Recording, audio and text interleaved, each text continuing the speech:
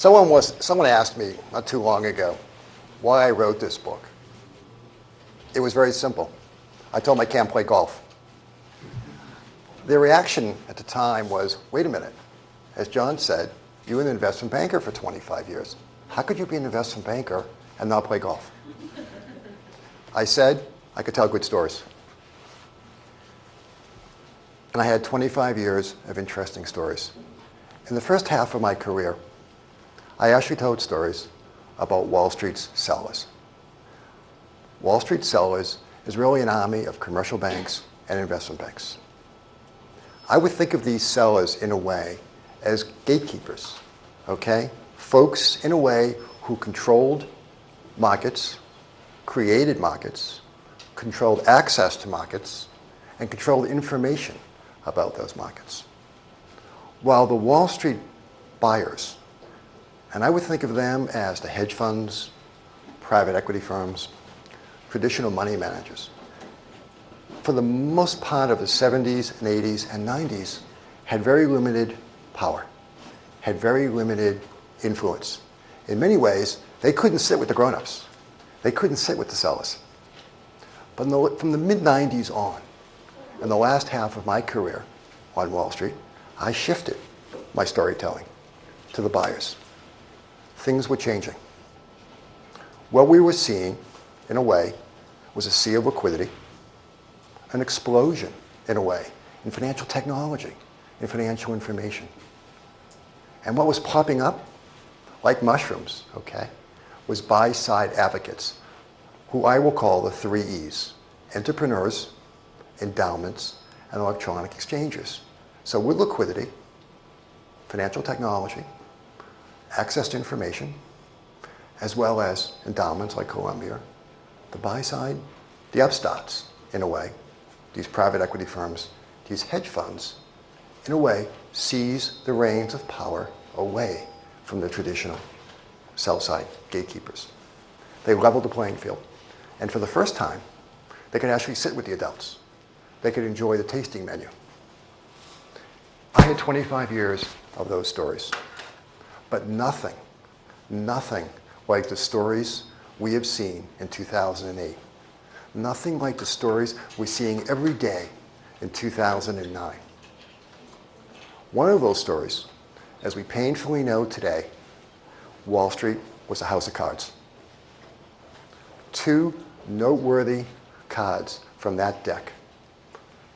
1, all the Wall Street firms underplayed the right hand, management. And 2, all the Wall Street firms overplayed the wrong hand, the balance sheet. What do I mean? When I think of management, when I think of these Wall Street titans, I'm reminded of the captain of the Titanic. Remember the movie, the book? What was the captain of the Titanic? Someone who thought he was invincible. Someone who ignored the warning signs. Someone who said, full steam ahead. Well, guess what? Our captains of Wall Street were doing fine. They were navigating through a sea of liquidity. Until when? They hit the credit-frozen iceberg. Or should I say, they smashed into the iceberg. As a result, they were guilty on 3 counts. Let's begin with guilt by omission.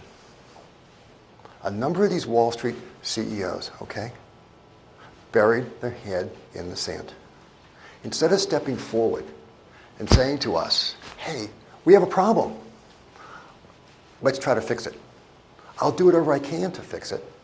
They actually stepped backwards and hid behind others. Or better yet, were MIA, missing in action, at a time of alarming losses and write-offs.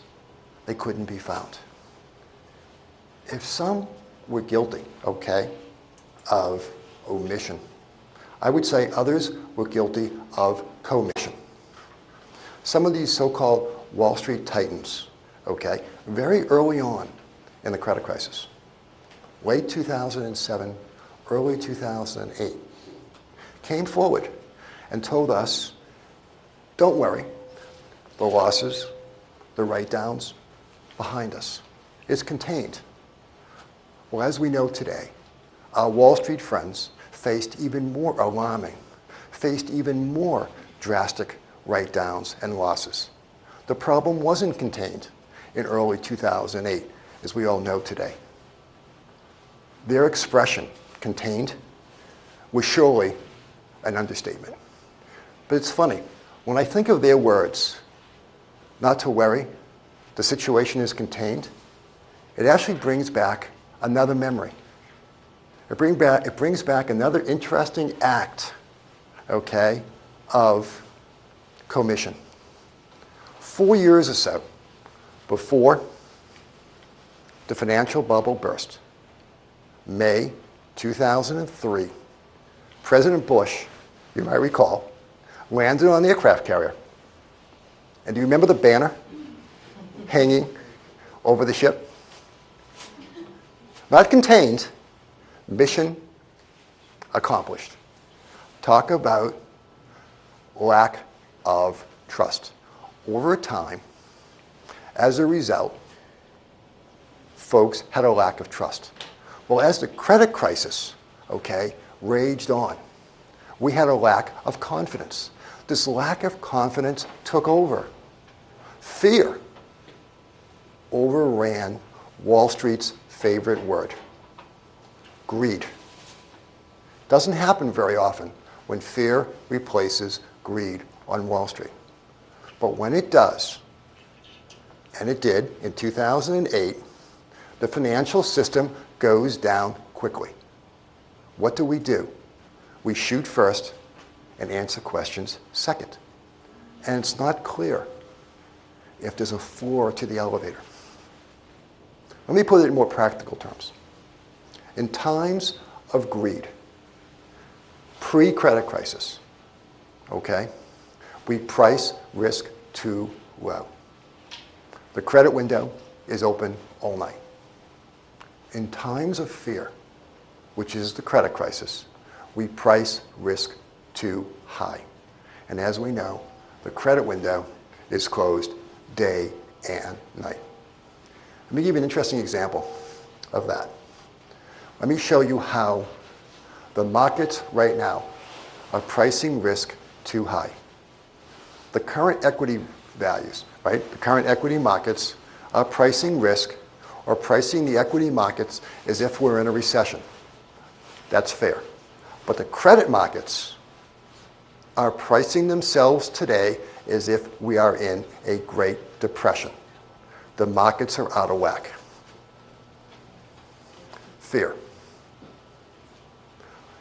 Thinking about and going further back in time than 2003.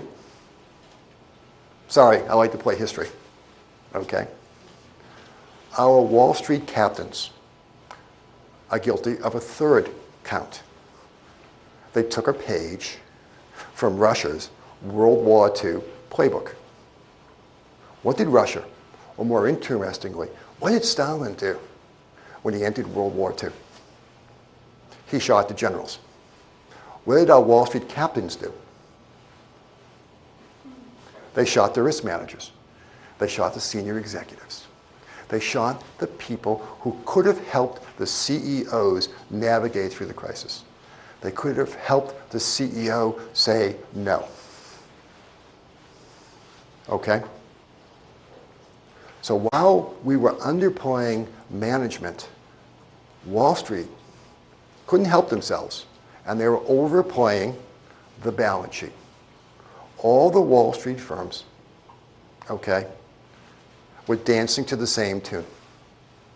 That tune had 4 words. Asset heavy, equity light.